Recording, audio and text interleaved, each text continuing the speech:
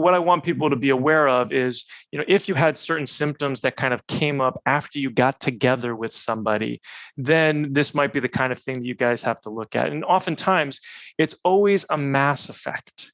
So if you have heavy metals, chemicals, and molds in your body, and then you kiss somebody who has Epstein-Barr virus and you get mono or a mono type symptom or chronic fatigue, they may not have any symptoms, but you will, because of the other predisposing conditions that you have, this other stuff that's in your body that's kind of built up over time, right? This is also really interesting between women and men, where oftentimes men are not going to have as severe symptoms as women, where a woman might be sick and a man may not be.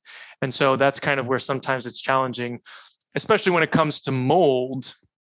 But it's hard if your partner is not experiencing the same thing.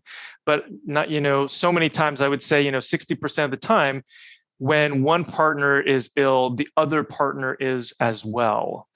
And so that's something to just be aware of, that sometimes it comes from mixing the bugs, Okay. And, when we look back also on my wife and my history, there's certain people that we think about where, I have somebody who I dated who now has, fibromyalgia, and we know that infections and toxins can be a big cause of that. And it's like, okay, did that go this way or did that go that way? Did that come to me or did that go to them from me? Was there a particular infection that I had that I was sharing, or were they sharing it with me? And in the end, it doesn't matter, but it's really interesting to kind of think about it.